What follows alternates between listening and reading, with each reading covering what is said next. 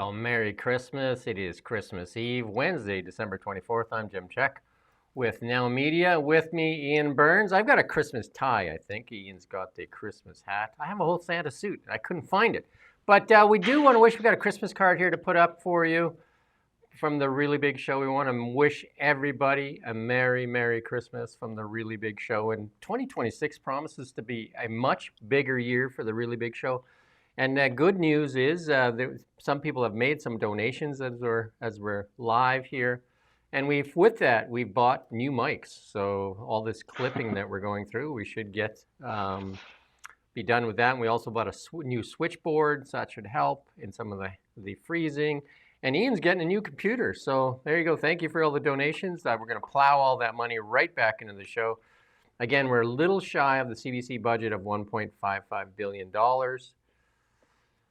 Maybe if they would just cough up a little bit, because they're not using it to produce real journalism, are they? I don't think they need that much there for the propaganda they push out.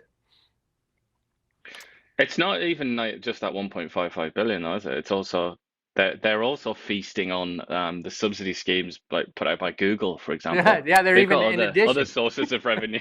Even in addition, never enough, right? Because they said they weren't going to take it. But anyway, we don't want to get into that. We got a bunch of headlines here for you. So today, on December 24th, a whole lot of nothing for Canada, courtesy of the Liberal win. Trump talking even tougher on Canada. And policies that benefit the few at the expense of many. That seems to be a common theme. 2026 could well be shape up to be the tale of two nations heading in completely different directions. Climate religion leading Canada into an economic squandered opportunities. There's a nice headline. Yukon in desperate need of power. You're going to be just blown away with this story. Fraud, waste, incompetence, abuse. You decide. We've got a whole bunch of that to show you again. These stories we're going to check on CBC that are likely not covered. We've got a little white blanket here in Kelowna right now too. You can see in my background there in our live shot. Canada, space ace, wasting our money.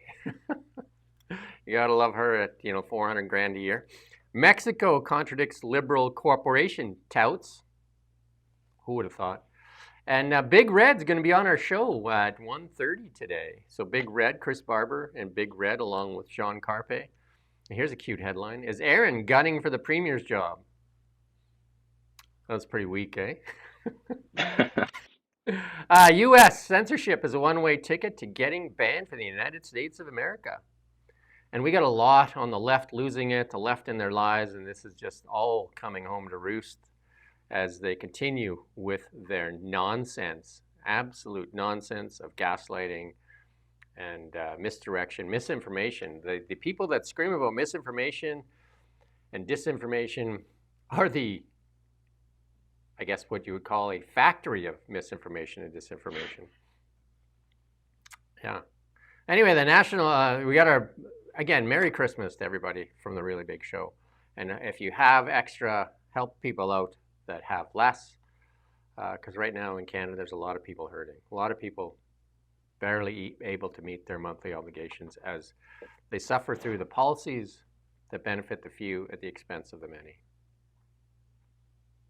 And look at that very happy beaver there on the Christmas card. That's what we aspire to be, isn't it? That happy, cozy little beaver. Yeah, but it's been a tough year for Canada. And here's the National Post put out a thing. The House of Commons just capped off one of its least productive years, and also one of the least attended years. I mean, the amount of time they sat in the House of Commons is very, very short period of time, and they're ready for their vacation already. So you and I talk a lot on this show. What's been done in 9 months? What have we gotten in 9 months? What can we put our finger on and say we got this? We don't even have an answer as to whether or not Canada will build a pipeline that will lead to economic prosperity for Canadians. We don't even have an answer to that question. You'd think we would at least have an answer to that question. We don't even have an answer to that question. I do wonder, though, if any of them feel any sense of guilt whatsoever when they sit at home having done nothing for months on end, and they look at their bank account. They whip their phone out, log on to BMO or whatever it is, and see like $12,000 or something like that deposited into their bank account every month.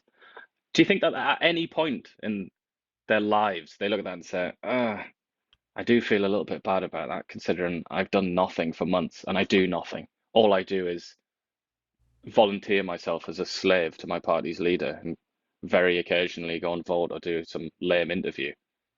I mean, you would like to think that they feel a little bit of shame. I don't think I'm believing you in that. Maybe some of the people in the backbenches, but the cabinet ministers and that, they definitely don't seem to feel any shame as they But tout. seriously, can you imagine that? Money for nothing, and money coming from people who, as you just mentioned, are in some cases literally malnourished because they can't afford to eat. You must, at some point, that's got to break through the barrier and make you feel like a little bit of a bad person, When we surely. when we outline the fraud, waste, corruption, abuse, you have to think of it this way: there's food on your table, and they came and they took some, and then they're throwing it away. Because I mean, the Mark Rubio pointed it out: 10% of the money that goes to these NGOs worldwide, that's all that makes it at the end of the day to whatever cause they're talking about. It's all skimmed off. When we see it over and over and over again, Canada donating millions and well billions of dollars to NGOs. 4.5 billion now going to Ukraine with Chrystia Freeland, and she's shown to be a great steward of our money. She's gonna handle that $4.5 billion bag of cash, and they've already told us they won't tell us how it's going to get spent for national security. I don't know who's national security, but yeah.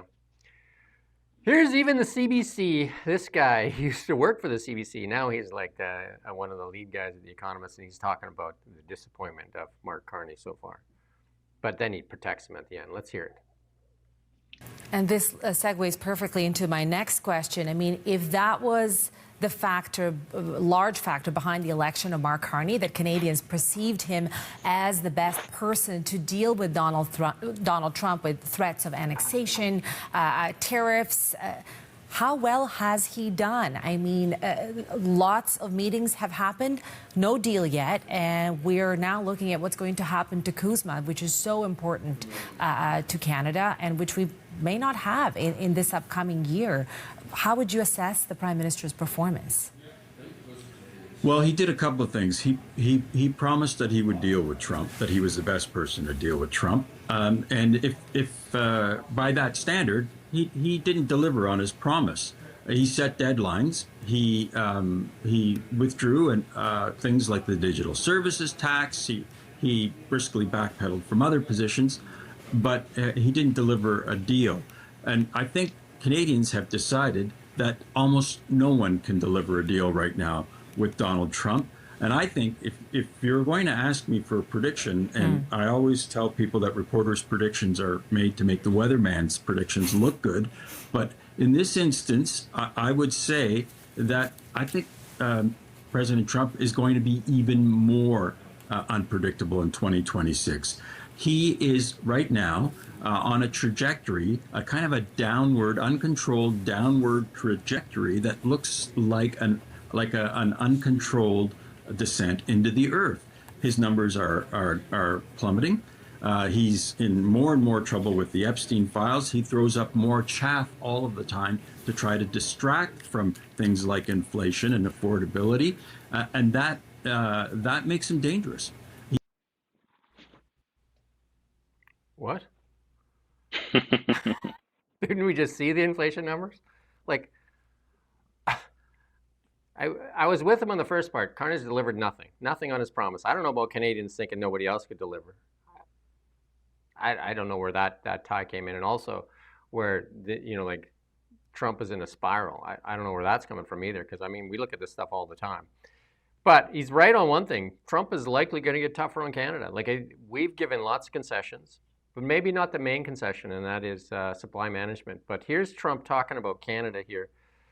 Let's listen in on what he thinks of the trade deals. We will have most of our deals finished, if not all. We haven't really had a lot of luck with Canada. I think Canada could be one where they'll just pay tariffs, not really a negotiation. We're working very diligently with Europe, the EU, which covers a lot of territory, a lot of countries, and that's the big one right now. We have the confines of a deal with China. But we haven't really We don't have a deal with Canada. That's good. We haven't been focused. I mean, he says most of the deals are done, and they're moving into their next phase. And as they move into their midterms, he's going to have to work on things because, I mean, this was the disruptive phase of his presidency for sure while he was doing all these tariffs. And it's looked like it's worked. I mean, we're going to see some of the numbers later. I mean, they're bringing jobs back to the United States, and there's a lot of people talking about it. And they laid out, how many things did they lay out? The ambassador laid out how many things are, or one of the trade negotiators that are the sticking points, one of them being the Online News Act, which Canadian media refuses to even talk about, and Mark Carney has not had to address. We bring it up all the time. We've been bringing it up for 2 years as this crippled and corrupted media in Canada, and it has put its knee on our throat here in independent media. It is absolutely crushing local independent media, and they know it. They absolutely know it. And it's Mark Carney, we got to ask that question of him personally. And he said, you're not going to like the answer. The answer is we're giving more money to the CBC. And we can see what a great job the CBC is doing for Canadians. But here's one of the other big sticking points, and it's the supply management. The food professor has said time and time again, this is not good for the consumers of Canada. It's the benefit of the few at the expense of the many. And who does it really appease? You said it yesterday best. If you're looking for answers that don't seem to make sense, just use the word Quebec and you have your answer. And this is one that really, really ties into Quebec and Ontario. It definitely benefits the few. This is kibosh trade deals with not only the United States over the years, also the UK and other areas too. They just seem to be. This is the hill they want to die on. I would say though, you know, you can make all kinds of arguments about this, that it's really bad for Canada, it's bad for Canadians, for consumers, and so on. But something that we've not said is, let's just kind of doff our Santa hat to this lobby, because they are like, they should be studied. There should be textbooks written about them. They are so successful. They are so good at what they do. I mean, it's kind of, people talk about all kinds of lobbies, don't they? The Israel lobby is one of people's favorites. Look at this lobby. It is absolutely masterful what it's done. It's so powerful. It's so good at what it sets out to do. And I just think we have to kind of recognize that there aren't really very many dairy farmers. You know, it's not like a massive industry full of like hundreds of thousands of workers or something like that. It's really not many. And look what they've pulled off. Like they've managed to get the federal government, every federal party, to sign up to sacrifice basically anything, any other industry, any trade deal with any country to protect them. That is, you know, you kind of do, at some point you have to step back and just kind of say like, well, you are very good at that, aren't you? You've done an exquisite piece of work there. And it's not just the Liberals and the NDP; it's also the Conservatives. When they stepped into Parliament, then when they first got back, they put in a deal that said nobody touches supply management. Like, I mean, that's how strong and powerful this lobby group is. They're absolutely, and plus they kind of like sneak under the wire. Like nobody wants to talk about it. It was really the food professor that's brought it out and says who benefits, who loses, because prior to that, nobody would talk about it. They just say, oh no, it protects Canadian farmers. Does it? Does it? Who does it really protect anyway? And he is, for having stood up like that, he is defamed and attacked relentlessly. Liberal MPs being some of his most vicious opponents. He is just a despised figure, you know, especially among obviously the dairy lobby itself. So yeah, I mean, astonishing, isn't it? Really, these people just milk cows. At the end of the day, it's not like we're used to with these lobbies and stuff. We're used to things like the Mossad and all kinds of like amazingly sophisticated intelligence networks and things like that. But it's like they just milk cows, and then they get exactly what they want from Ottawa every single time. I mean, yeah, in the Christmas spirit, let's just give them a salute. Idaho Man says he wishes us a Merry Christmas. Merry Christmas to you as well. He called us a goofy, cool, quirky show. I think that's a compliment. Nice. He also had a lot of good things to say about beavers, so he's good in my books. I'm a big beaver fan myself, so they are amazing animals. Yeah, I worked for a public company, and then it was causing some issues. Beavers were causing some issues for this company. and one of the people that was doing stuff with the beavers put a bounty on beavers. And I saw the sign that he put up in the lunchroom there. You can't do that. You can't put a bounty on beavers. Like, you can't do that. Come on, man. Anyway, he had a stern talk. They're just too admirable, aren't they? They've got too much respect in this society. And this is the Bank of Canada policymakers see CUSMA review as a significant risk, and we talk about this too. The CUSMA deal is huge, right? Like, I mean, you know, like Carney says it's the best deal anybody has in the world. And it is. 85% of our trade is already covered by CUSMA. If we lose that, and how the economy is already suffering, if we lose CUSMA, we're in big trouble. I do think, though, the reverse is also true, though obviously to a less severe extent. But if the Americans lose USMCA, as they call it, they're also in trouble. And they don't want to. We all know that, don't they? Like, they don't want to lose that. If you listen to them in their more candid moments, they tell you that they believe in what Doug Ford always talks about, this North American fortress thing. They actually believe in that and want that, but they want it on their terms, and that's what they're not getting. They want it more on their terms than it already is. But we've talked about this, and one is, and this is the GDP numbers that we're looking at here for Canada and the U.S., and they're projecting even the United States to go higher, and Canada projecting lower. So, I mean, right now, not looking good for Canada. We've had a couple negative quarters already. I had Joseph Barbuda on here from Longway Economic Theory. I'm going to get him on again. I'm going to ask him to come back on. We talked about economic winter. And we've seen investment flee from Canada, including our fearless leader, Mark Carney, and Rosemary Barton failed to ask that question. Why did you take Brookfield to the United States? Why are most of your investments in the United States? So that's the person to ask. That's that capital flee. And that question is not being asked by maybe they think they're underpaid and they couldn't afford to do that question, $1.55 billion. Think about that. What we could do with $1.55 billion instead of funding these state broadcasts. And they make money too. They sell ads and they take Google money. They do all kinds of things to get money. And what do we get out of it? We get propaganda. That's what we get out of it. They're also they're also beneficiaries of kind of favoritism, aren't they? Like, that's the only end of your interview that he's done, for example, did it with CBC. He endlessly praises CBC. I mean, do you think that, just that on its own, do you think that's like appropriate in a democracy that's supposed to have a free media, where the prime minister, most powerful person in the country, repeatedly praises by name one media organization, which he also funds, and he also gives special privileges to, special access to? I mean, if that was a private company, for example, you don't have to look far, just look to America. Look at the way that people talk about Fox News and the supposed special access that Fox News gets to Donald Trump. How is it really any different with CBC? In some ways, it's considerably worse, because we're all forced to pay for it out of our taxes, so that he can have this, or the Liberal Party can have this preferred news outlet. Yeah, we are the best undiscovered news commentary show on the internet, independent media as well.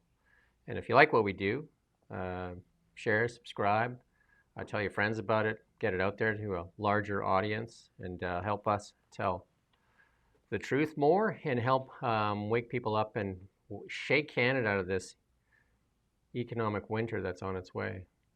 And here's a little bit on the American economy here. Let's play this little clip here. All right, folks, get ready for Trump's 5% economy. That's the subject of the rip. GDP, still the best overall measure of our economy. It stands for gross domestic product. It covers consumption, investment, government, and trade. For the past 25 years, it's been stuck around 2% on average. You know, for the prior 100 years, GDP growth averaged 3.5% per year. That was real prosperity for all Americans, top, middle, lower incomes.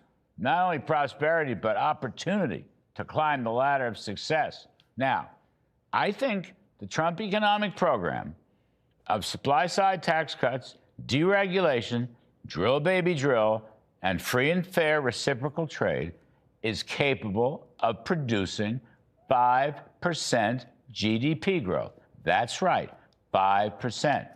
Not every quarter, and not necessarily every year, but I think with huge business investment, including the AI boom, along with the drop in oil prices, That's good. which could actually get us to zero inflation.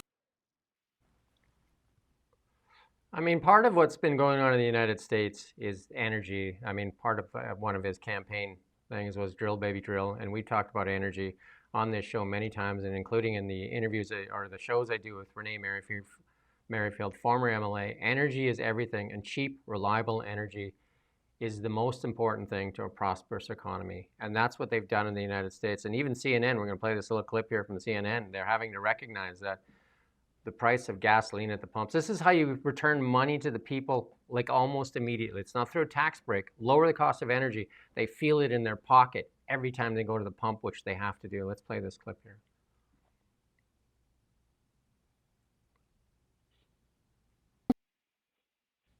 Time for your holiday travel. AAA says gas prices are under $3 for the first time in 4 years, and just as a record number of drivers are expected to hit the roads this week. So that's the good news. CNN's Matt Egan is here to fill us in on what's happening. So now what do we get the gas cans, we fill them up. Merry Christmas, Erica. There you go. Merry Yes. Christmas, Matt. Right? Yeah.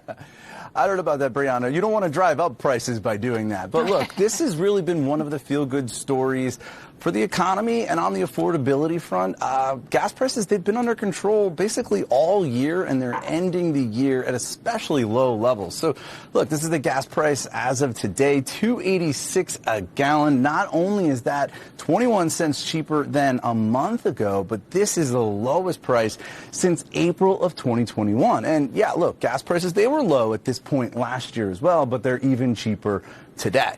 Now, this is especially true in the middle part of the country, right? There's about 10 states where the average price is below $2.50 a gallon, including Texas, Louisiana, Wisconsin, Iowa. The lowest gas price in the country is Oklahoma, where the average is just $2.29 a gallon. And look, this trend could continue for a bit. Gas Buddy's projecting the average on Christmas Day will be $2.79 a gallon. That would be significantly cheaper than at this point last year. It would also save Americans about $500 million collectively versus a year earlier. Now, why is this happening? Well, as usual, a lot of this has to go back to the price of crude oil, right? If you look at this point in the calendar 3 years ago, you're looking at about $79 oil. 2023, 2024 is around $70. But look where we are now, just $58 a barrel. That's and that's good. because That's good. there's a So there you go. Like, I mean, energy is everything. And CNN promoting, like the low gas prices and saying like it's a Merry Christmas. It is. Because, like even air travel will get cheaper. Everything will get cheaper as energy gets cheaper. Shipping of food. We've seen it in Canada here with the carbon tax.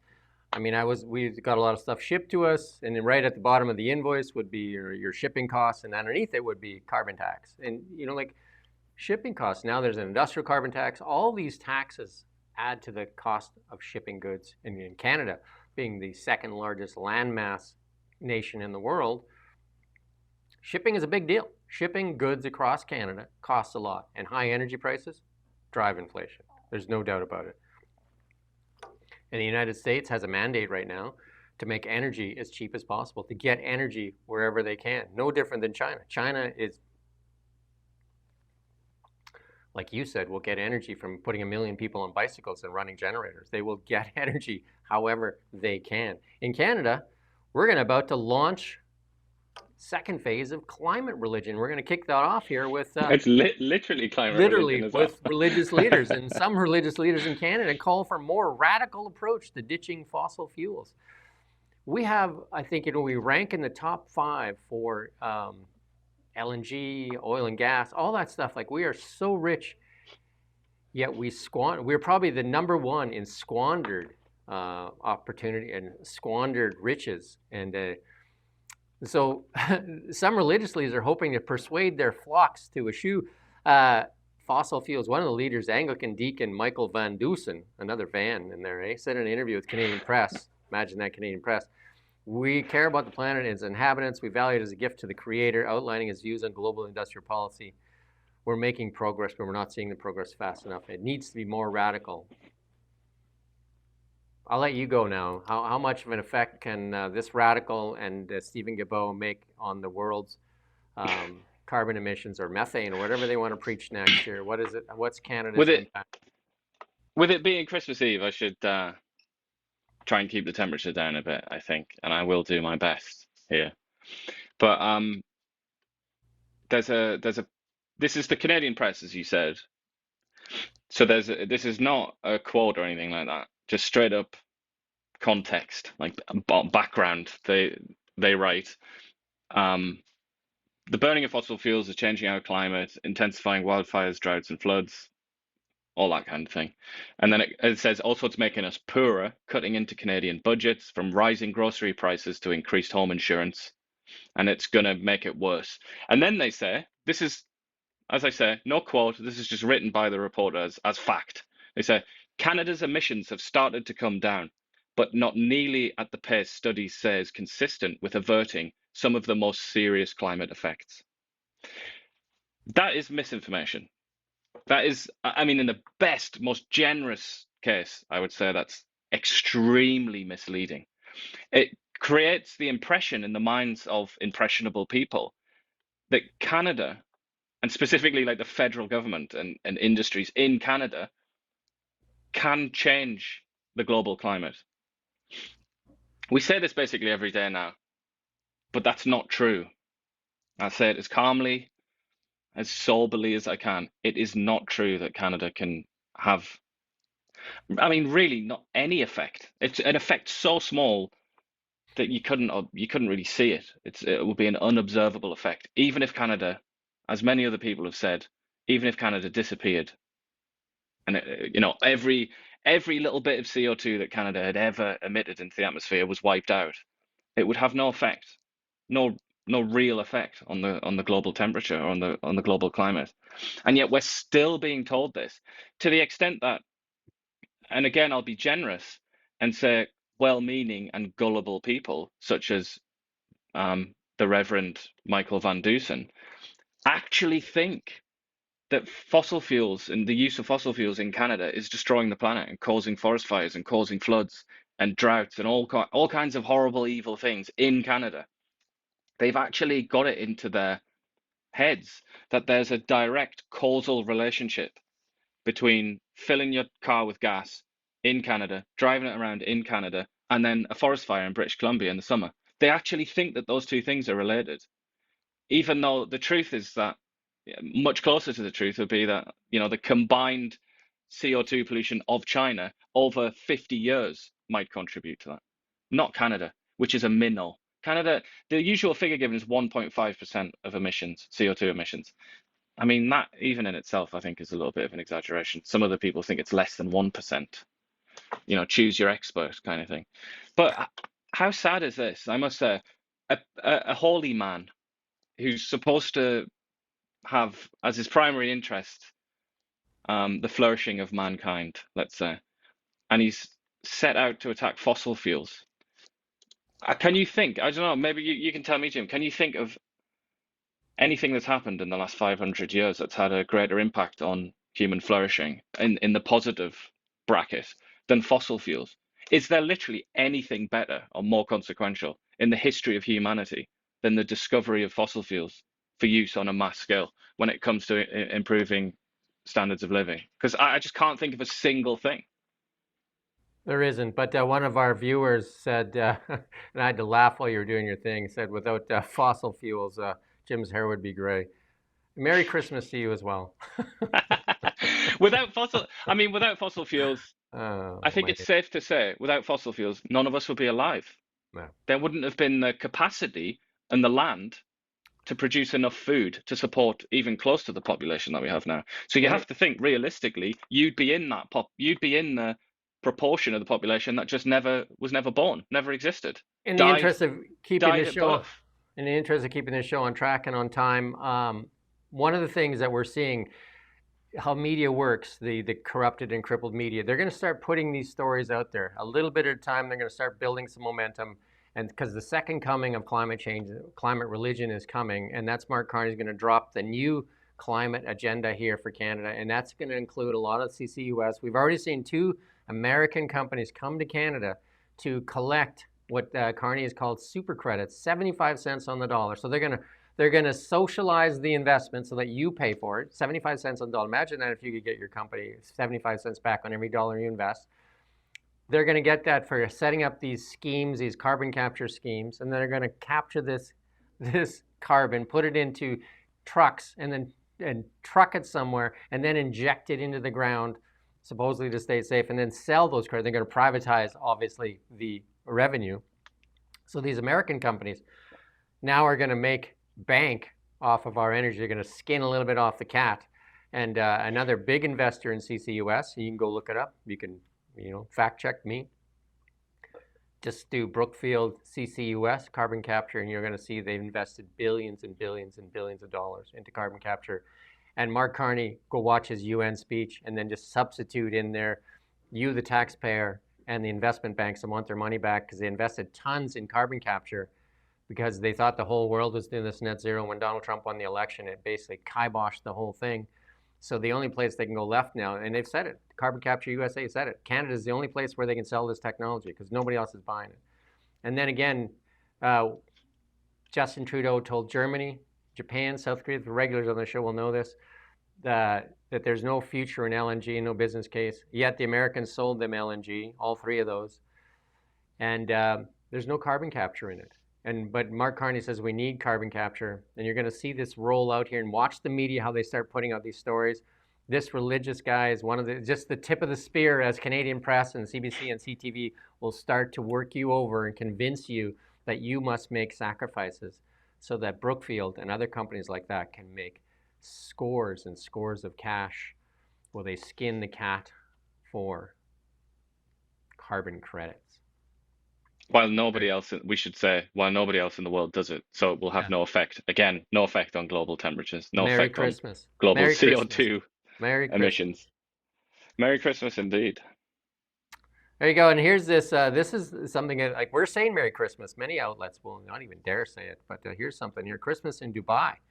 And yeah, they celebrate Christmas, but in London right now, they're scared to do it. Many cities in Canada have canceled Christmas celebrations at Christmas markets. We should say why, to prevent attendees from being murdered by Islamists. That's why. Though that's often left out, isn't it, that little bit? But the reality is, so if you want, that's why. And you got people in the UAE, we should say, on that note of Islamism, you have people in the UAE, and I think including this guy who's quite active on social media, who relentlessly attack European countries for their inability to deal with Islamism and contrast it with the United Arab Emirates approach to Islamism, which is actually considerably more sophisticated and thorough. Yeah, so if you're into irony, you can't celebrate Christmas in the UK or Europe or in some Canadian cities. You can go to the UAE and you can celebrate it there in full style. And we'll say it over and over again: Merry Christmas. Merry Christmas. And here in the Yukon, where they said that you had to do all electric, and they got -50. I used to live up north, so let's listen to this clip here and just ask yourself, what were they thinking?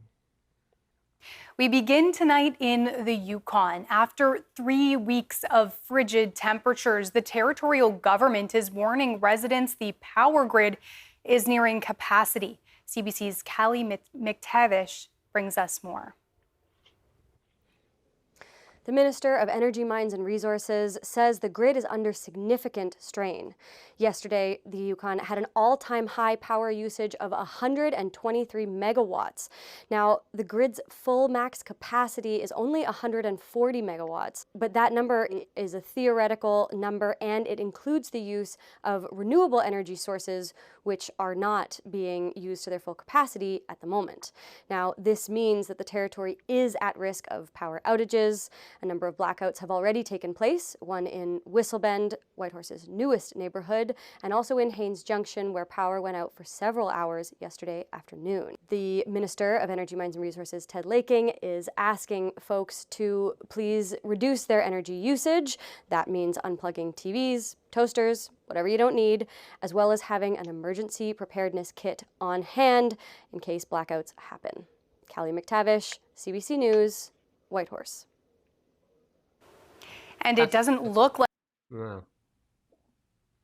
Is there a bigger failure in the modern Western country? Is there a bigger failure that can be attributed to the political class, the leadership class, than allowing a blackout to either occur or to be possible? I just can't. I mean, other than through like a tornado or something like that. If a blackout occurs because you just haven't managed supply adequately, I feel like that should almost be. There should be something in the Constitution that allows you just to impeach those people immediately. I could not imagine failure on a grander scale than that. Failure to provide electricity to the people that you purport to rule. In a nation that is one of the most energy-rich nations in the world, these are people that will suffer in the cold. I've lived in the north. I've lived Thompson, Manitoba. I've lived in high-level Alberta. Unplug stuff, like they didn't even use a light on her camera there. You know what I mean? Her face wasn't lit while they reported it. It's like you have no idea what 50 below feels like. Like, absolutely, an absolute failure by the governments of the last 10 years. An absolute failure in an energy-rich nation that has suppressed our natural wealth, our economy. This should be played over and over again for these people as they start touting climate religion again. The policies that benefit the few at the expense of the many. And there's somebody saying, but maybe they should call up that deacon and say, "I'm really cold, deacon. It's minus 50 outside. What can I do?" Maybe he can explain what the fine people of Yukon can do, because obviously fossil fuels are off the menu, aren't they? So I think he'll provide some spiritual guidance for them. It's shameful. It's absolutely shameful that people will suffer. And then still, where's the documents for Stephen Guilbeault, who allegedly funneled over $200 million into his green scheme companies? They still won't release the documents. How many people have profited off of green schemes in the United States and in Canada that have shown no results? I mean, I can name tons of them in the United States. They just won't release the documents here in Canada. Brookfield, go do the research on it. Brookfield, making money on oil and gas in other parts of the world, yet suppressing oil and gas here in Canada. Mark Carney was the economic advisor and testified in the committee hearing to block the Northern Gateway Pipeline, That's the guy leading our nation right now. Those are facts. Those are absolute facts. It's so sad, isn't it? And a lot of, this is not necessarily true of Brookfield, but so many of these activists as well who've made huge amounts of money from intermittent power, like wind turbines and solar panels and so on, they've been extremely and quite irrationally, I would argue, hostile to nuclear power, which is just, talking about religion and God and all that, is a gift from the heavens. Nuclear power is just so fantastic, marvelous technology, and yet is talked down all the time, spoken of as like a death trap, and Chernobyl is brought up and things like that. That should interest a lot of people. I think that a lot of these lobbies that have made so much money from intermittent renewables have been really vocally hostile to nuclear power, which now, in this decade now, a lot of leaders have finally discovered, like, oh yeah, nuclear power, like that's what we should have done. Just a little bit late.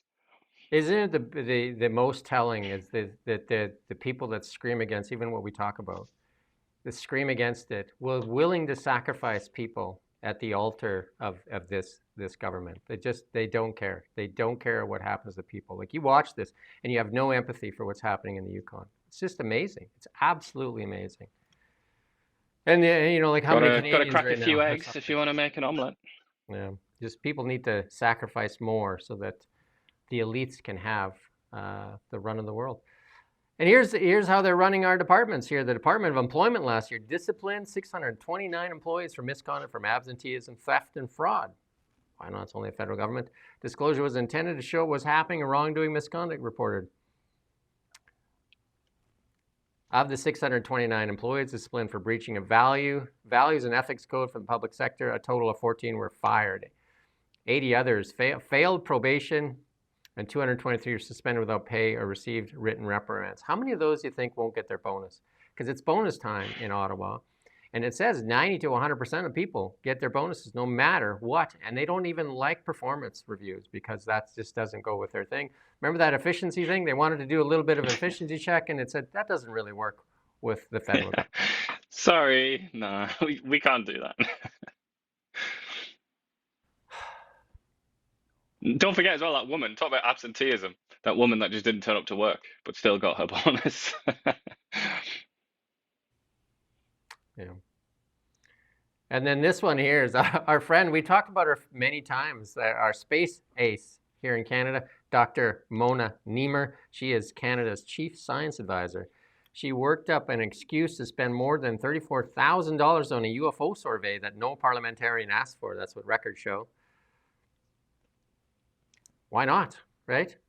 She makes, just under 400 grand a year. That doesn't include the bonuses, of course. That's just her base salary.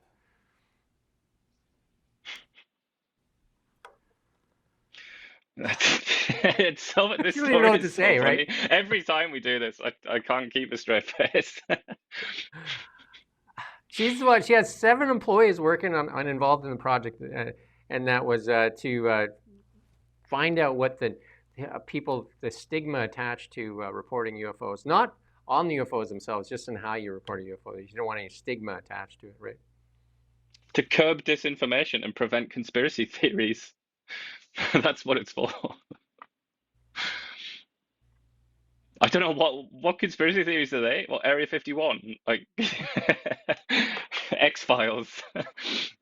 And then somebody put in the comments there, like, why not give the $34,000 to Canada is now connected to our former prime minister is now connected to an astronaut. She could ask Katy Perry. She's been up in space, and you can ask if there's any aliens up there instead of wasting our tax dollars. Every time they waste tax dollars, they're taking food off your table. They're taking food off your table, and they're spending it like this. $400,000. Oh, they're literally, as Justin Trudeau did, unbelievably, denying a military veteran a wheelchair that works. They're doing things like that. They're making these. At some point, the accountant will be satisfied, as you know well. The Excel sheet will be rationalized at some point. So something will be taken from one column and put into another. And yeah, when you look at it like that, it stops being a joke, doesn't it? And it starts being rather depressing. So her 400 grand salary, I want just to reiterate this point. She assigned 7 employees to work on UFOs, according to, 7 employees to work on UFOs in Canada. So this is Canada's X-Files. This is our Mulder, I guess. I don't know who Scully is in this mess here, but this makes you sigh. The Mexican embassy is fed up with Canada. Remember when we were Mark Carney said that we're going to strengthen a new era of cooperation with Mexico. Mexico, not so much. Mexican companies approached the embassy and inquired about establishing their businesses in Canada, including in sectors as diverse as construction, finance, food processing, etc. Nonetheless, many of them expressed concern about excessive requirements, cost, or red tape. And it said Ottawa is so dysfunctional that Mexican diplomats had difficulty getting basic data here. We can't get it. We can't get FOI. We asked how much money they spent with Meta that they said was the devil, that they were going to ban. They banned the spending on Meta, and then Mark Carney and the Liberals decided they needed to spend to win the election. They spent over $5 million from January to March. And we asked for an update on the number, and they said they can't give it to us. Why not? They can give it to us in 2026. Very transparent. It's difficult to present a full picture of foreign direct investment in originating Mexico, as there's no official registry in Canada, which was supposed to happen. While in Mexico, the National Registry of Foreign Investment provides publicly available lists of all foreign companies doing business. They can do in Mexico, not in Canada, and all Mexican companies with foreign investment. That's the report. That's what the report said. Mexico's figured it out. Canada, nope. Nope.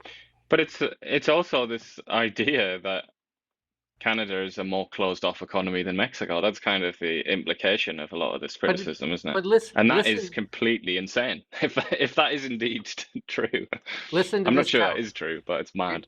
Here's the tout. Canada and Mexico are entering a new era of cooperation. That's from Mark Carney himself. We are elevating our partnerships. Okay. In reality, Roberto Velasco Alvarez, Mexico's Undersecretary for North America, testified at a November 26th Senate hearing that Canada was not the foremost for investors. Mexican companies have grown used to simply looking at the United States when they look north. Too much bureaucracy. That's just, I mean, that should be embarrassing for a lot of people in Ottawa, but I'm not so sure it will be. But look, Canada, in so many ways, we joke about it, don't we? The lack of transparency and things like that, and the special interest groups, the lobby groups. Dairy is the most hilarious, but they're not the only one. All of these professional organizations and these provincial organizations that limit mobility, they limit trade. In so many ways, Canada is a really closed-off economy, isn't it? Certainly when you look at the United States, which is just like open for business. You know, they do everything they can to facilitate commerce, don't they? And the movement of people and capital. It's you have to wonder how much longer we can persist with this sclerotic system. Well, Dominic LeBlanc said it in an interview recently. I think we had it on, was it last week's show? Where he was saying 12 years is too long to get approvals. 12 years. Like, I was in the mining industry. It's 20 to go from putting a drill in the ground to getting a mine permitted. Like, yeah, it's too long. Like, and then to contrast that, again, here's the contrast for you. This is absolutely amazing. Cameco, one of Canada's better companies here, Cameco, a uranium company based in Saskatchewan. And Cameco and Brookfield, another Canadian company, one of the bigger Canadian companies, Mark Carney chaired, has signed a deal with the Americans to build 8 nuclear reactors in the United States. How many did they say they were going to build in Canada? 0. 4, wasn't it? No, they're in the Westinghouse. Westinghouse. Yeah, Westinghouse. That's different, isn't it? Yeah. 0. 2 Canadian companies. Where did they go to build them? But where's the reporter? Where's, like, what's her name? Rosie there, Russian Rosie, had a chance to ask Mark Carney, why is Cameco and Brookfield building 8 nuclear reactors in the United States and none in Canada? If it's Canada, build strong Canada, we're invest in Canada, we're going to make Canada, we're going to be our own best customer, we're going to do all these things. If we're going to be our own best customer, why is 2 of our best companies, Cameco and Brookfield, spending all their time and energy in the United States of America? That's a good question, Rosie. I believe that the Russians are funding the CBC. They may well be doing it. You've got as much evidence as she's got whenever she talks about Russia. Just throw the poop back. Like, she throws poop on the wall, and we just throw the poop back. And I would believe, like, what the CBC is doing to Canada by not being honest. I mean, you could see why they would fund the CBC, just to keep the misinformation, disinformation at a high level. Why not? If I was on Polymarkets, I'd probably bet on that before I bet on the Russians were contributing to the Freedom Convoy. Here's another one from Haudenosaunee Blacklock's Labor Minister, Patty Ajou, undermined constitutional rights with their frequent use of strike bans, says the nation's largest pilots association. The union, in a submission to Commons Human Resources Committee, said strike bans had now become commonplace. Yeah, they used them a lot. They used it a lot. The Liberals, who are supposed to stand up for the working class, including the NDP, right? Remember NDP was all about the working class, right? Government intervention to end labor disputes in the federal sector has now become commonplace. Employers now expect the government to intervene and are no longer interested in bargaining in good faith.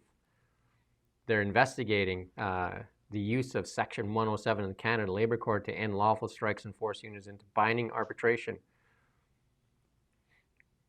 Had you and her predecessor invoked the clause 8 times in 15 months. You know, like, it's like when they used that, even for the trucker convoy, when they imposed the Emergencies Act, and then they found out later that it was abuse. They're going to find out later on this one that it was abuse too. But hey, do it, hide the information forever, make sure it goes away, and then, you know, like in 3 years, they'll say, well, that's old news. Well, it'll be minimized. It just won't be looked at and won't be reported on. And Blacklock's will go crazy for it, but not many people read Blacklocks, unfortunately. So, you know, what's the problem? Like they look at that as like, well, we win.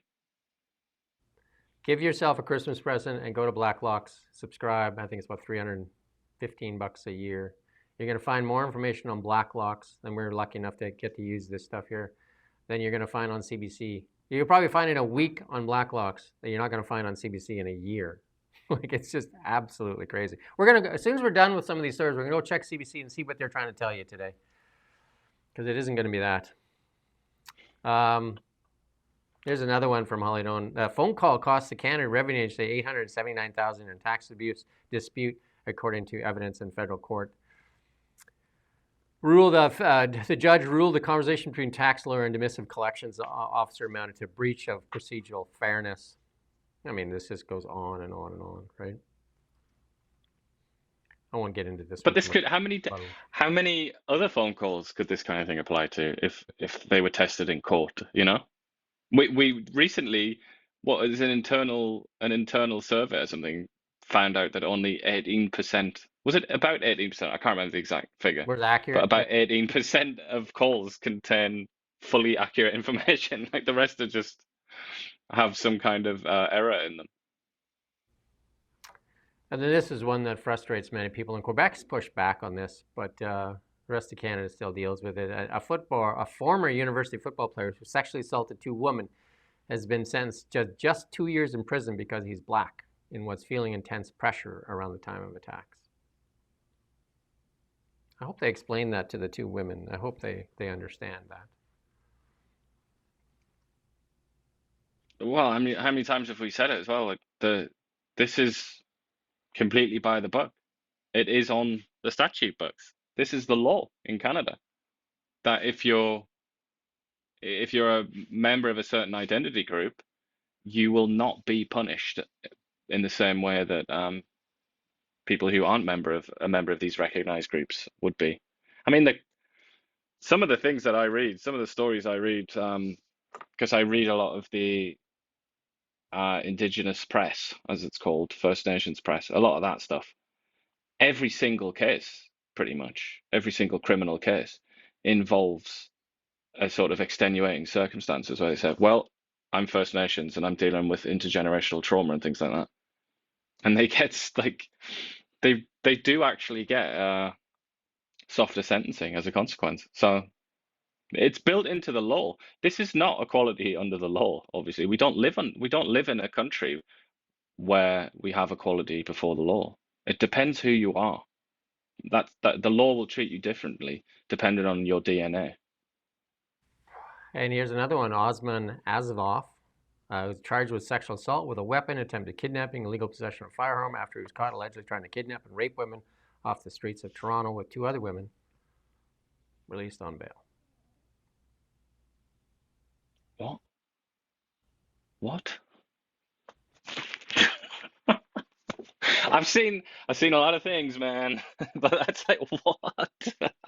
I just can't process that. Well, let's certainly not in a Santa hat. We talked about some stories that should make the CBC. Let's go over and take a look at what the CBC is covering today.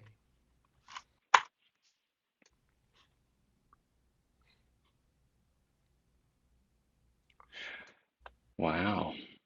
They have actually got the Yukon story, which is a big story, though I'm sure they take a very interesting slant on Take it. on it, how the climate change is doing. I thought it was supposed to be global Probably. warming, but obviously this is global cooling. How reliance on evil fossil fuels has put Yukon in trouble. There'll be something like that, I'm sure. So John A. Macdonald was erased from public spaces. Now there's a movement to bring him back. I don't see any of the stories that we covered.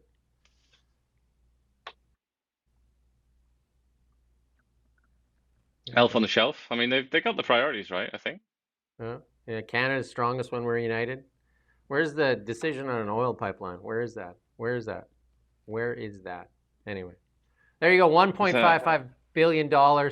You tell me, did we cover off more that's important than the CBC has covered in their front page there, the stuff they want you to read? You tell me. They've got a little bit late on some stories, but they're talking about the PBO. Like, they do get some things in there, but it's like if you keep on scrolling and scrolling and scrolling, you find some interesting stories. But who does that, you know? So again, Wealthsimple, we've recommended Wealthsimple tons of times, and I recommend it again. Wealthsimple, especially to kids. Instead of buying that expensive coffee every morning, $10 coffee, buy $10 fractional stock, no transactional fees, fractional stock, pick a company, I don't care what company you buy, and then start learning about investing, because that is the future, investing. And because that money will work for you when you're asleep. And Wealthsimple offers no transactional fees, which is amazing, because even like the CIBC is still $7 in and $7 out. So if you buy $10 worth of stock, it almost has to triple before you make $1. And this also allows you to buy Bitcoin. It also allows you to buy gold. You can run TFSAs in there, RSPs, FHSAs, and obviously a checking account. They've got a credit card they're starting. Why wouldn't you use Wealthsimple? Banks are raking in record profits. And we're going to put a link in the comments. You can use that link, open an account, and there's $25 right there. If you use that link, you get $25, just like that, for opening an account. And like I said, TFSA, if you haven't maxed out your TFSA, that's the first thing you do. That's the only tax-free thing you can get here in Canada. And if you haven't bought a home yet, FHSA makes a whole lot of sense. But there's your Christmas present. Wealthsimple. Big Red returned to Chris Barber. And here's your Christmas present from us as well. We're going to play this clip first, though. Remember our friend Justin Trudeau, because we need him at Christmas, as him and Katy Perry, the astronaut and the drama teacher, tour the world telling you how good they are and how sanctimonious they are. Let's listen in on this clip, though. The small fringe minority of people who are on their way to Ottawa or who are holding unacceptable views that they're expressing.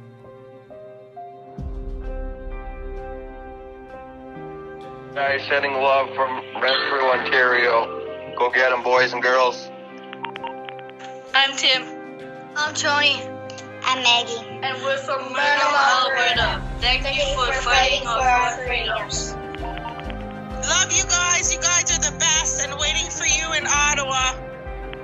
Thank you for fighting for us, truckers. Thank you for fighting us for truckers. It's Riley in Brooklyn, and we just wanted to say that we appreciate your loyalty for standing up for our freedom. To all you truckers out there, be safe. Have a good night, and I'll talk to you tomorrow in a big 10. There's a lot more of that. And I remember when we were doing these stories, we were called into question a lot because we interviewed a lot of the Okanagan people that were out there for the truckers rally and the truckers. And we said we were destroying this country by interviewing that. They were given no voice. And we do have Chris Barber on at 1:30 today on the live stream, along with John Carpe, who I've had on many times. You can go back. John Carpe from the Justice Center for Constitutional Freedoms. They did win this case. They did get Big Red back. So we're going to talk about the case and his return of his truck, his means to make income. And again, this is this Freedom Convoy was an international story and still talked about a lot of places how Canada abused people in a peaceful protest that basically had noise violations and parking violations. And then they used the full might of the Emergencies Act and in all Roman-style horses to trample them at the end. And also, the CBC worked up the disinformation machine where Rosie Barton came out almost immediately when they raised like $1 million in like a day, I think it was. They raised $10 million, I think, right away and said that that was Russian money. Turns out after it wasn't Russian money. I don't know how Rosie Barton got that it was Russian money. So we should always just say that to Rosie Barton. Everything she says is Russian disinformation. Just give it back to her. And they put heads on sticks when they closed bank accounts. They closed the bank account of a bakery in Victoria for a $250 donation, froze her bank accounts, and I think it was the Royal Bank, one of the Canadian banks, went along with it. And if you get your bank account frozen, how do you operate a business? And then the media willingly trotted out that story to make sure all Canadians knew what was coming for them. That was the equivalent of the King days, where you put a few heads on sticks at the gate to let people know what happens when you disobey the king. And, you know, a little brief excerpt of Justin Trudeau there. I mean, we have to highlight, don't we, how strange it was. Let's as neutral as possible. How strange it was the way he reacted to that, and the way he it was just immediately hostile. There was no attempt to kind of recognize that these people were suffering. It was a genuine movement, and they wanted to deliver their petition, as it were, to the Lord of the Land. And there was just no attempt. Even before they got to Ottawa, they were being defamed by Trudeau, and he was saying he wouldn't meet with them. Just, I at the time I remember thinking, I don't understand this from like the perspective of leadership. That was not a good or strong leadership, really, was it? It was such a strange moment. But I suppose it was during the COVID madness. Maybe that would be Justin Trudeau's only defense, is that he kind of lost his mind like everybody else did during that sad period. Big Red is seen as the kind of like the symbolic, their flag, really. That truck became a symbol for the Freedom Convoy. And that's why years later, the government still pursued seizure of that vehicle, even though, like, I mean, the abuse of power and privilege was proven over and over again during this thing. And a lot of the stuff was trumped up, even, you know, like that fire that they used to say that they were lighting Ottawa on fire, all these things. And the media was complicit in this. And they, you know, some reporters were actually going up and getting VIN numbers and then doxing companies. And that was the reporters doing this. Instead of questioning why, the reporters became the legs and the voice for the Liberal government. They also, I believe, though my memory is a bit vague here, this is not a fresh memory, but I'm fairly sure they also targeted police officers, didn't they? Ottawa Police and RCMP, who had expressed favourable attitudes to the truckers.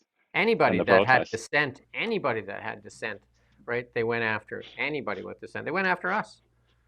Because we did stories on the truckers. And but that was a good reminder. Like Henry Kissinger, he was alive then, actually, wasn't he? I don't know if he was observing, but he would have recognized that. It would have been a bit of a treat for Henry Kissinger, because he would say, look, that's it. That's real power. That's how things happen.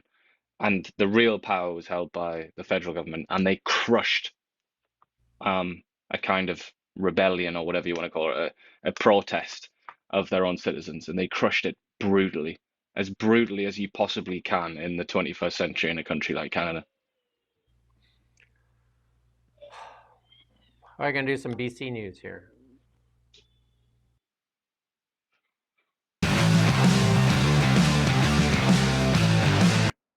Coming to you live from the Now Media Newsroom.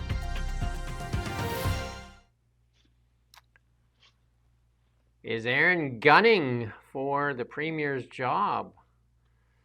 That's the big question. There you go, Aaron Gunn. New polls show him in the lead, and he still hasn't made up his mind. New polls from Main Street and Palace saying that, Aaron Gunn would do well as the new Premier of British Columbia. I saw a poll from Main Street as well. I think it was today for Pierre Poilievre that showed him with a commanding lead. I believe it was Main Street. Was that the poll?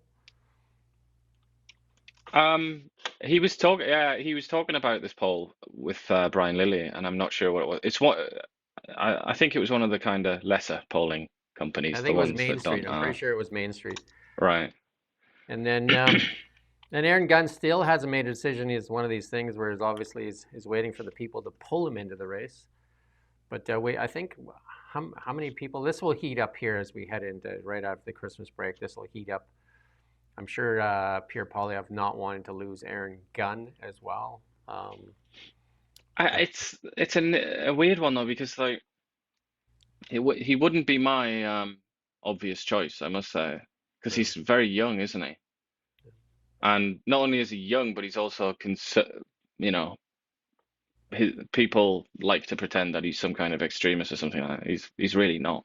Pretty middle of the road guy. I think he got But fame there when his he did that youth, video, Vancouver's Dying. yeah, he was defamed like everybody that anybody that talks about Vancouver in a negative way basically is just defamed endlessly.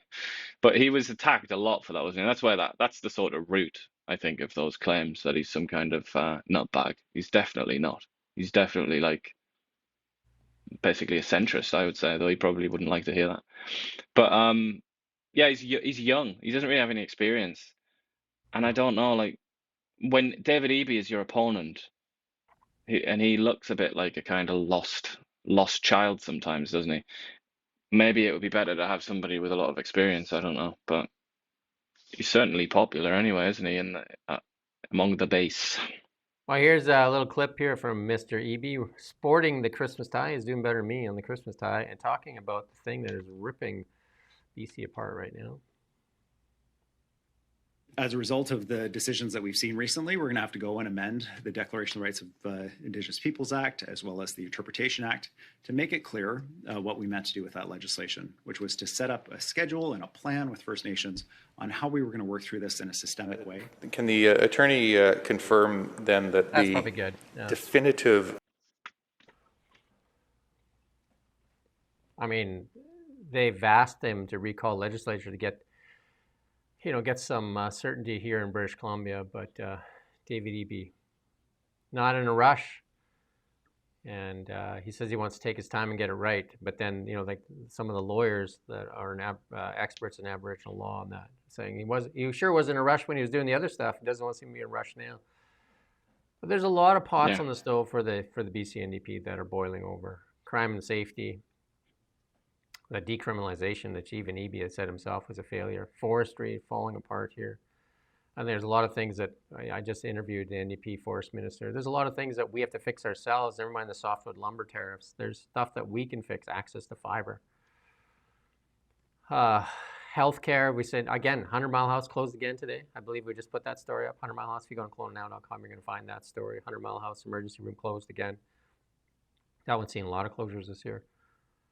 As we end the year. Deficits, flee of investment capital, uncertainty. We're seeing it here in Kelowna having the highest unemployment rate now. Construction industry cratering here, one of the strongest employers.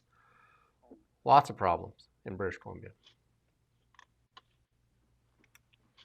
But it's the engine of the Canadian economy, apparently, according to David Eby. The touts. We got lots on those touts, and we're going to show you. So when they say stuff, you can use your critical thinking. You can use your common sense. And do you believe it? Because right now, a lot of the touts are just that. And the sad thing is we have a media in Canada that's crippled and corrupted that will not hold them accountable because they're at the begging bowl. And we talked about it yesterday. The two things that hold government accountable, one is the PBO's office, which looks like he just got kneecapped because he's come out and apologized for what he said, stupefying, shocking, unsustainable. Now he's saying he shouldn't use that language because, he wants that job full time. And he said he shouldn't be a watchdog. He should just more of like an independent party. Like, it's a watchdog. That's what accountants do.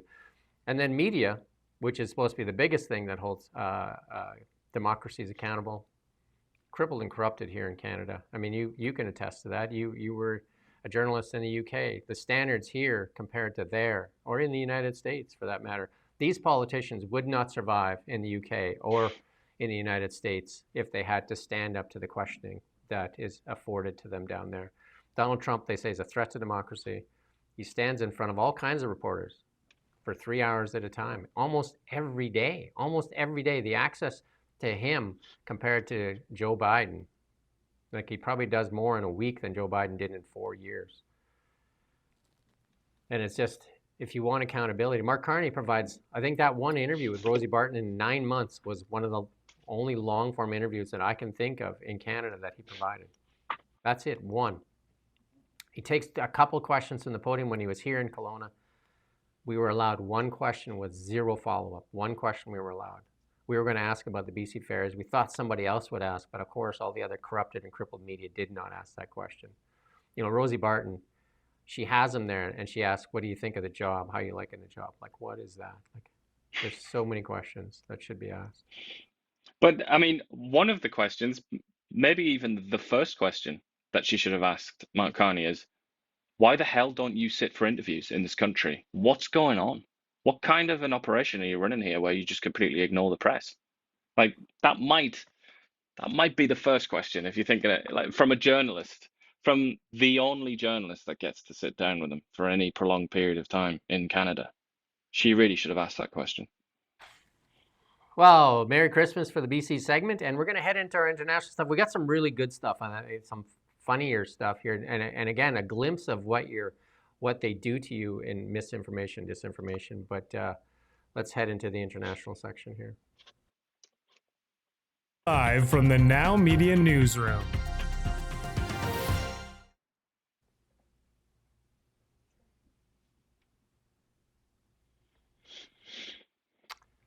So here you go. This Secretary of State and have started to ban, and they banned 5 Europeans. Here's GB News talking about for censoring big tech companies. Let's listen to your friend at GB. Do you know this fella here?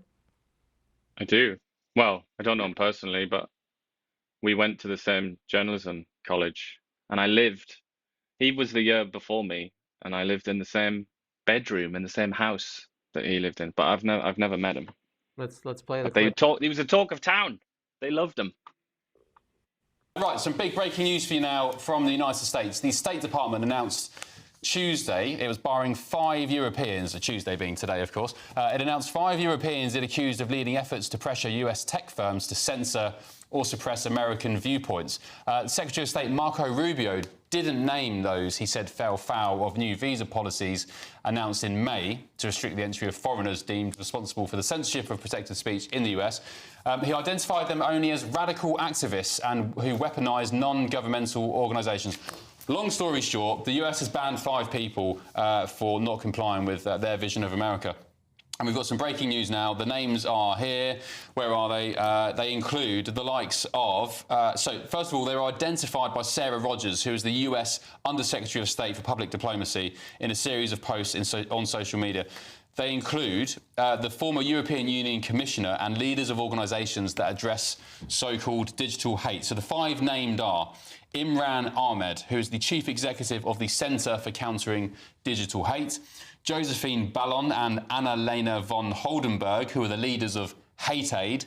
A German organisation is Hate Aid. The former EU Commissioner Thierry Breton, who was responsible for digital affairs, and Claire Melford, who runs the Global Disinformation Index. Under the US Immigration and Nationality Act, those targeted will generally be barred from entering the US, and some may face removal proceedings if they're already in the country. I can think of some other organisations with the word hate in them who could be banned, but I won't get into that. Good. So yeah. Wasn't that guy that the UE Commissioner Thierry Breton, is that the one that went after Elon Musk and was going to put him in jail? That's the fella right there. Thierry Breton, yeah. He was the EU Commissioner, I think. So he was like an extremely high-ranking official. But this is like, I just find it, when I read their names, the names of the organizations that they create, I just can't help but laugh. It's so funny, aren't they? Like, what was that one there? The Organization for Countering Digital Hate. It's like, They're almost like saying, it's almost like in the Middle Ages, it's like people walking around saying like, we are the community against Satan or something. And it's like, oh, well, can't argue with that then. Brilliant. You must be such a good person. It's such a low grade effort, isn't it? It's like, I must say, I've literally never been persuaded by these stupid organizations that give themselves names like that. I mean, what that does to me is it immediately triggers my like suspicion, my skepticism massively, and I'm just thinking like, who the hell are you? You're trying to put this costume on, but what are your real motives? What do you really want? And in the case of all these organizations, what they really want is to push an authoritarian progressive agenda, and they've been called out by the Americans, and now they're crying foul and they're saying, "Oh, we're being censored, we're being persecuted." It's like Joseph McCarthy. It's like, all right, yeah. Now you know how lots of people in Europe can look at you. That's what they consider you to be. And we have it in Canada. You and I've talked many times. The Anti-Hate Network here in Canada, which was funded none other than by our own government, and to tune almost $1 million. And then when Stephen Guilbeault when the information was pressed under his nose, he's like, "Oh, we have to stop that." But they didn't stop it, as they were funneling hundreds of thousands of dollars into this anti-hate network. We have the same thing going on here in Canada. So I wonder when they'll make the list. Well, the thing is as well, they've been told that they've been told they can't come to the United States, and that means that at least one of these people, the British guy Imran Ahmed, and I think also Claire Melford, but Imran Ahmed for sure is based in Washington, so he's theoretically now he's going to be deported. He's going to be turfed. So he had some real consequences, but the rest of them, it's not such a big deal unless they had plans to go to Disneyland or something next year. But the Americans, and she mentions it, this woman here, Sarah Rogers, who's some sort of minor official under Secretary of State. Well, it's actually not a minor official, that's quite a big job. But she mentioned here, we didn't invoke the Magnitsky Act, or however you pronounce that name, which is like that's like the real serious sanctions that they can pull out. But kind of the fact that she mentioned that suggests that like that's potentially going to be next. They've looked in the drawer. They've opened the drawer and they've said, Yeah, and if the Americans do that, the Magnitsky, again, whatever it is, I think it is Magnitsky, isn't it? If they pull that out and actually use some of the powers they have under that act, you are like mincemeat. You're dead. They can destroy your life, can absolutely destroy your life in, a second. You're done. This is what like loads of the Russians and Venezuelans and all these dodgy characters, Chinese, this is what they dread. This is what they hate, because it prevents them having access to their money or doing business or doing like anything. They can't go anywhere. They become like ostracized globally. So the shadow kind of hangs over these people. But I think, all in all, this is part of the Americans going to bat for like the tech companies once again. They've shown again and again and again that they'll do that. So when you mentioned Canada there, that's very important, because Canada is in the sights because of the Online News Act, Online Streaming Act, and other things. Canada's next up for sure. In fact, I'm quite surprised that there isn't a Canadian listed here. But this is a shot across the bows. This is like, this is firing the bullets in the air in the bank lobby from the Americans saying, don't do anything stupid. Like you've all been warned. We're going to reach out on the Online News Act. We've reached out before to the State Department. They've responded. We're going to reach out and see if we can get an interview in this coming year too on the Online News Act. And a few other things. We've got lots of big plans for 2026. But there's a lot of this stuff that goes on here in Canada, the misinformation, the disinformation, and all that kind of stuff. And here's a little clip of how this works, the Democrats, the Liberals, and that stuff. It's kind of like the same playbook. But listen to this clip here from Elizabeth Warren. Their version, or I guess a higher version of Elizabeth May. Elizabeth May you would call probably like the Walmart version of Elizabeth Warren. She probably just opens up the playbook, sees what Elizabeth Warren is saying, and then just kind of like spews it out. But here's Elizabeth Warren on an interview here. Comes in and basically starts the dumbest trade war in the history of this country. This is going to be about potentially millions of people losing their jobs. It's going to be about millions of people losing their savings, many of people losing their retirement security, and at the same time taking on even higher costs for everything they buy. So that's going to push us in potentially to foreclosures or people being pushed out of their apartments. You know, I remember this from 2008 and how long it took us to dig our way out.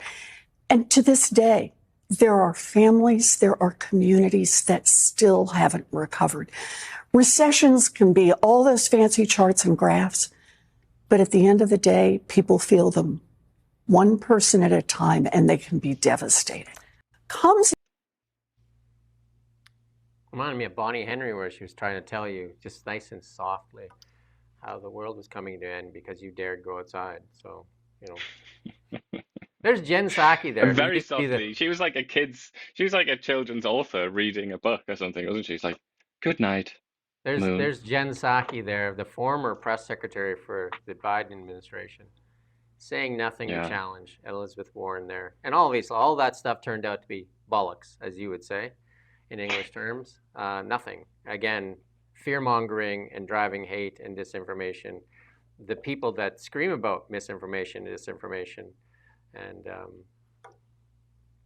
here's another one that you put in here. Circle back.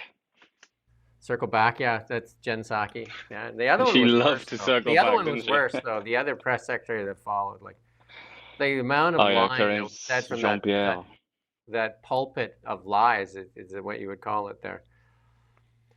The U.S. condemns UK after a woman who silently prays outside abortion clinic charged. On another front, the same war, American government has condemned the British prosecutors for charging a woman who was arrested for silently praying outside an abortion clinic. How did they know she was praying silently? That was protected by a legal buffer zone. Charging Isabel, it said, and the State Department said the U.S. supports Isabel and all those who risk persecution for defending life, faith, and freedom. The Americans are, like, a lot of people want the First Amendment. Lots of people in Canada think they have a First Amendment right. They believe it because we are influenced by American television. They believe they have a First Amendment right. I interviewed Lisa Bildy, another constitutional lawyer. She said, you know, the America exports all its culture wars that we tend to fight. You know, they push them out there, you know, whether that's on, you know, like abortion or different things. And then they think they have First Amendment rights for freedom of speech. You don't in Canada. We have our Charter of Rights, which is kind of like guide rails. And then the government here continues to compress. That's why I have John Carpe on all the time. We continue with the new bill. It's compress Canadians' right in freedom of speech. Because they like to put the word hate speech, misinformation, disinformation. And here's a lady in the UK for praying silently. These buffer zones are backed by the Liberals, though. I mean, I can't even remember if they passed that law, but they, as usual, they follow Britain in almost every regard, the Liberal Party. And they want this around schools and synagogues and things like that. That's how they, you know, that's how they sell it to people. But I mean, the same is true for a lot of things, really, like the Online Safety Act. The Liberals are absolutely adamant that they will copy the British and make all the same mistakes that the British have made. But here are the Americans saying, you know, don't do that. Like, there will be consequences. Don't do it. J.D. Vance has said it. He couldn't have said it any more clearly. J.D. Vance said, we protect Europe militarily. And he didn't say this, but in many other ways as well. But we protect Europe militarily. But if you don't share our values anymore, then what's the point of protecting you? Why would we do that? And this applies very much to the British. If the British are going to arrest and charge people, the British police and the British prosecutors are going to arrest and charge people for praying inside of their own heads while standing near an abortion clinic. So, what, you know, you look at that, you think, so what is the US Air Force doing there then? What is the US Navy doing patrolling European seas? What is the point of protecting these people if they aren't civilized in even the most basic way, according to what the Americans would consider civilization? Just like, bye-bye. And not only that, but it's civilization that Europe invented as well, which they've now turned their backs on. And here's I think, again, the world dodged a bullet. The world dodged a bullet by mere like a millimeters, inch, whatever. This guy could be right now the vice president of the United States. Listen to this disinformation. He's talking about, this is how they generate hate. He's talking about the most consequential person on this planet. Listen to what he has to say here. This was a while back. This is showing you some of the stuff they say.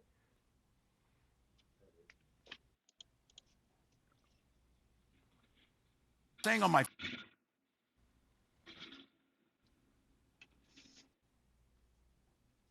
We're going to get it here. Saying on my phone, I don't know, some of you know this on the iPhone, they've got that little stock app. I added Tesla to it to give me a little boost during the day.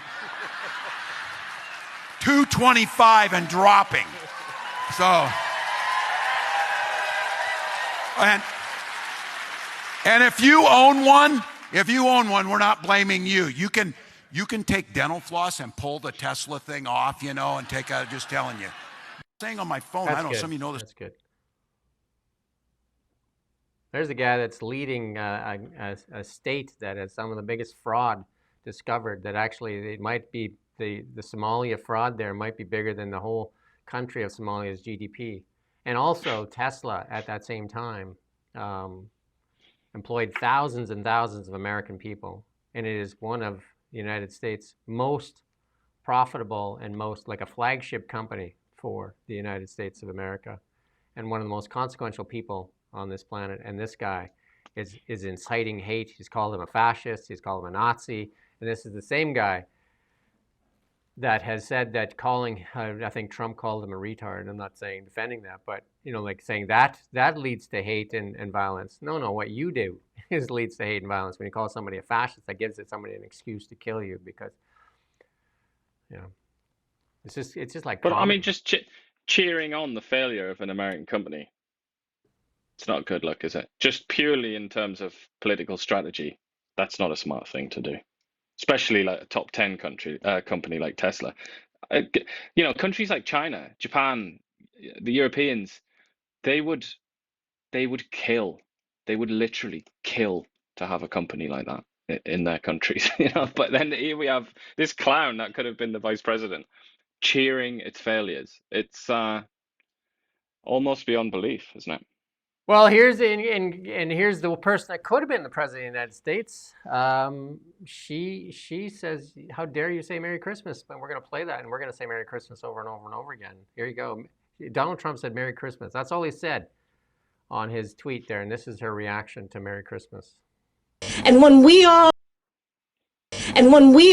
sing happy tunes and sing Merry Christmas and wish each other Merry Christmas, these children are not going to have a Merry Christmas. How dare we speak Merry Christmas? How dare we? And when we all... All right, Greta. Merry Well, Christmas. she's more of a Kwanzaa celebrant, isn't she? That's what she famously or infamously said, even though she probably doesn't even know what Kwanzaa is. But that was one of her many wise statements. I don't know what it is either, so there you go. Yeah. Trump making a lot of noise. Basically, what she was trying to do was bolster her credentials with African American voters, because it's an African American thing. But she isn't African American, obviously. I think she's part Jamaican, part Indian. But it was, you know, it was one of the many instances in which she revealed herself to be somewhat inauthentic. I liked when she changed accents depending who she was speaking to. But you know, so did Barack Obama, big time, didn't he? He was very, and Hillary Clinton also hilarious for that.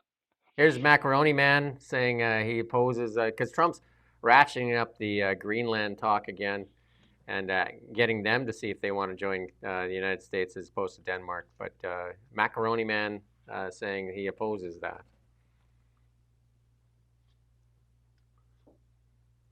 The Danes, they're probably busy. We have Andrea's going to be on next week, and you know, she'll tell us what the Danes think of that, because she's from Denmark. There, I'm sure she'll have an opinion on it anyway. But we'll leave it. The thing is, it's very complex, isn't it? I mean, they don't like Denmark by and large anyway, the Greenlanders, because they're not. You know, it's not like Danes as we would. It's not a lot of Andreas living in Greenland. It's sort of like Inuit people, isn't it? Like for in the most part, and they resent the idea that they're ruled by Europeans, and they speak quite a lot in those terms, like almost like in ethnic terms about it, and consider it bizarrely some kind of colonialism, even though that's the wrong way to look at it. But you know, even the ones that like Denmark, you would think that the standard of living in Denmark is considerably higher than it is in the United States, like way higher. So you'd have to, when the Americans try and sell it, they're like, come on, you could be part of the United States, like the greatest country in the world. It's kind of like, well, you know, like I've got a Danish passport. Like that is basically got the highest standard of living in the world. Why would I want to go and live in Kansas and, you know, have like some crap life? No offense to people in Kansas. But obviously in the geopolitical sense, America in many ways is kind of underwriting that prosperity that the Danes have because America pays for their security. So it's an extremely complicated argument, isn't it, and discussion. And on it goes. And on it goes. Again, we'll have Andrea next week, and maybe she'll let us know what's going on. One thing I watched, AI is doing a really good job on these videos, and I watched the history of the English monarchy. And I didn't realize that the Danes basically ruled, well, there was Danish kings in England for quite a while there. But, you know... Canute. Make sure you spell that right, though. Don't... If you swap the letters around, you get yourself in trouble. But yeah, King Canute was... But a lot of the kings of the past, until Queen Victoria here and Queen Elizabeth and King Charles, didn't have very long in the ruling and the reign. A lot of those things lasted like months before they were either stabbed by their uncle or different things happened, poisoned, and it wasn't something that you would really want. The crown was not, it was more of a curse, I think. Anyway, in the breaking news Shakespeare writes of that, yeah. Breaking news here, Zelensky has the first time revealed 20 points of the peace plan with Russia there. He said the plan described as the main framework for ending the war would include offering Russia the withdrawal of Ukrainian troops from eastern Ukraine and the creation of a demilitarized zone, would also include security guarantees from U.S. and NATO. And again, the U.S. would be the key one in there because that's the one that matters, right? And U.S. is, I mean, if we talk about NATO, the U.S. is NATO, right? When we talk about, you know, like Canadian media will say, oh, it's a NATO jet that defended Canada the last two incursions on the west coast here. NATO meaning American jets, right? It always does, doesn't it? I mean, that's basically just another word for America at this point, which is why the Americans resent it. The 40-year-old Canadian jets were on the tarmac there. We're coming. Can we get a boost? Anyway, not to make fun of the fine men and women that fight in our military, but more to poke some responsibility for how we've underfunded and under-equipped and just neglected our military. It's shameful what the ruling class does to our military. Although one of those former military servants, pilots, Stephen Fuhr, is now in charge of that. So maybe he will improve things for his comrades. He hasn't improved things with the media, though. 7 emails unanswered by Steve McNall, one of the most respected business reporters here in the Okanagan, and I've sent a couple myself to no answer. Maybe his email is broken. Maybe he needs to procure a new email address. So one of these, we just go through a confirmation of Ukrainian sovereignty. I don't know, like some of these are, we've talked about before, 800,000 Ukrainian in the military. Canada doesn't even have 55,000.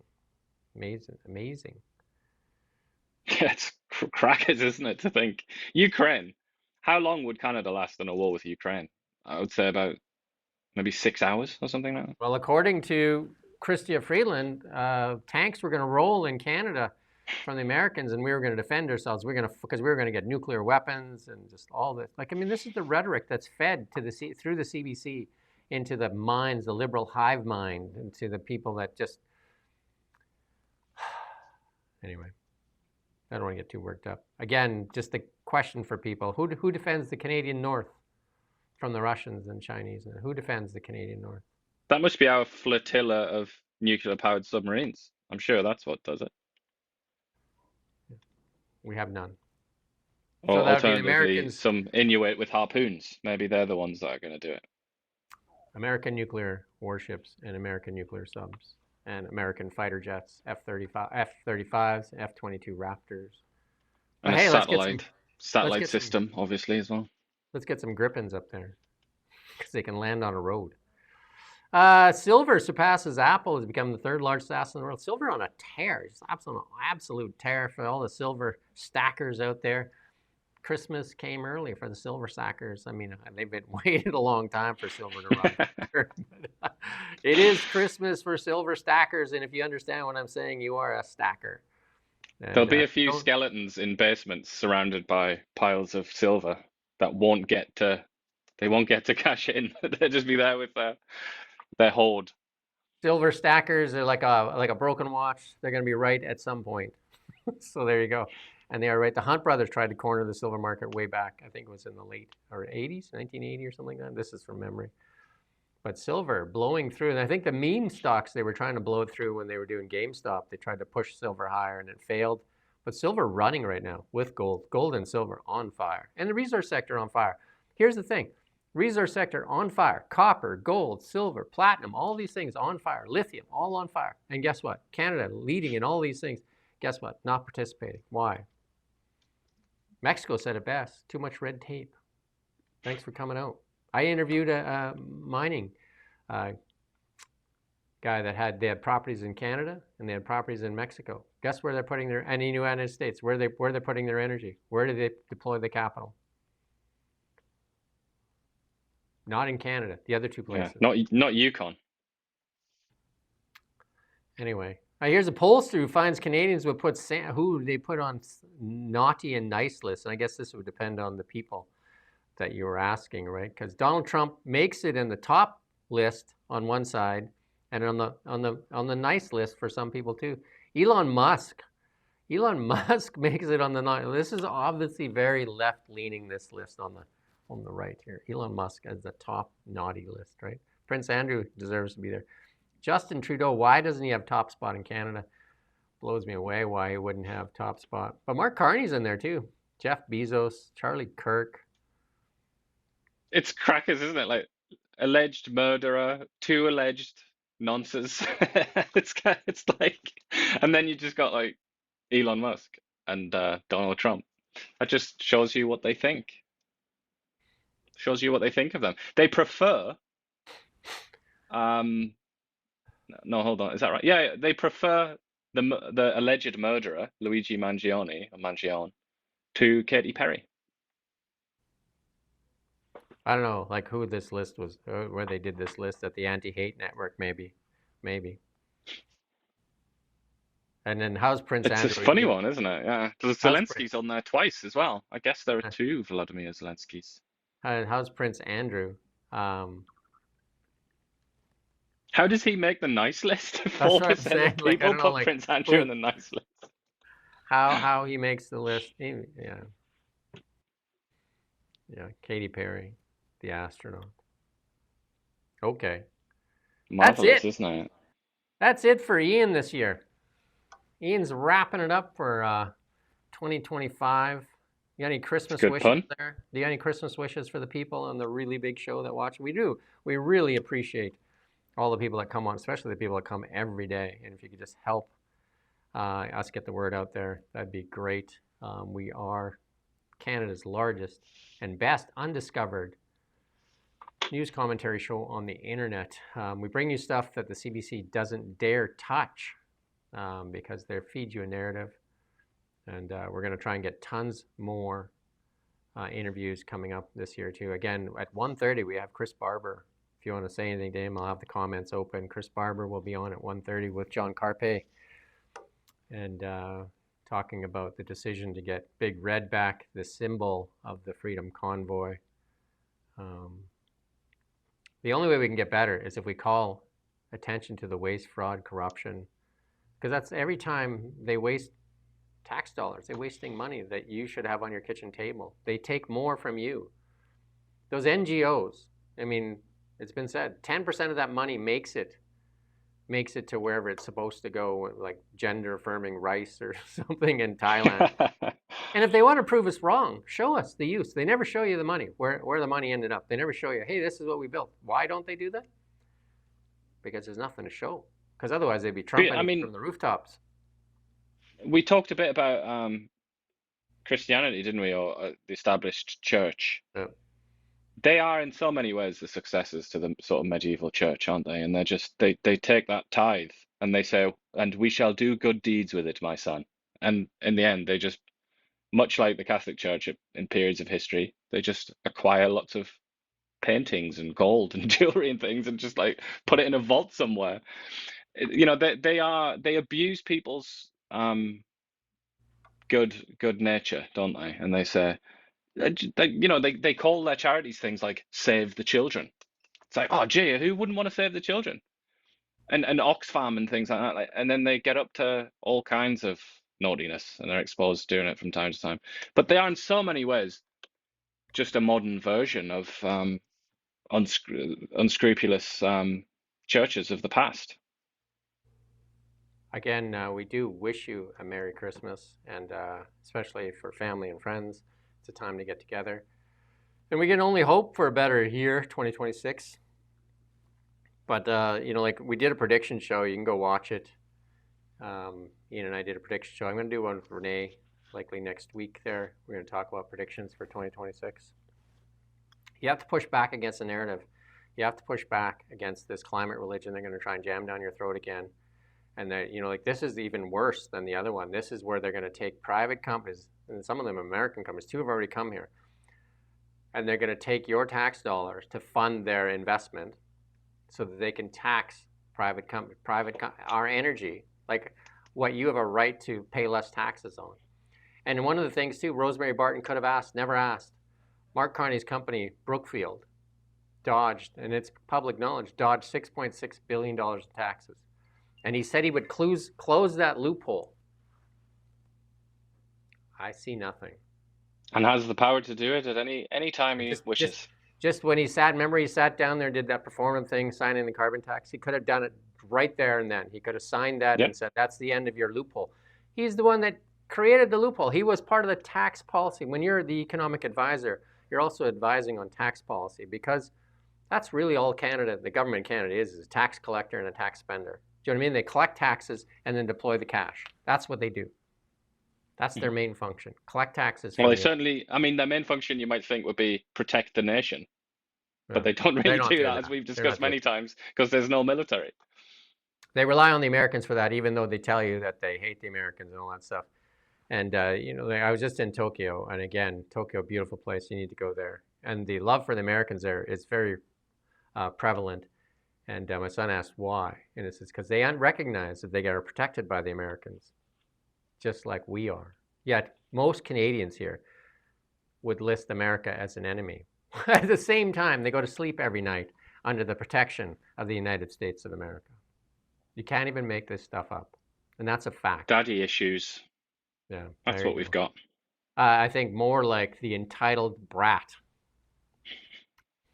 Anyway. No. Anyway, Merry Christmas, everyone. Merry Christmas. And a Happy New Year. And we'll push harder to be better. That's how you get better. You compete. And that's what we should do, is compete. Compete to be better. And then, you know, have Americans choose us when we want to ship our products there. We need to compete. Remember that word? Remember, stop participation trophies. Compete. You know? We need to learn that again. Compete. Anyway, thank you for watching Now Media. Back at 1:30.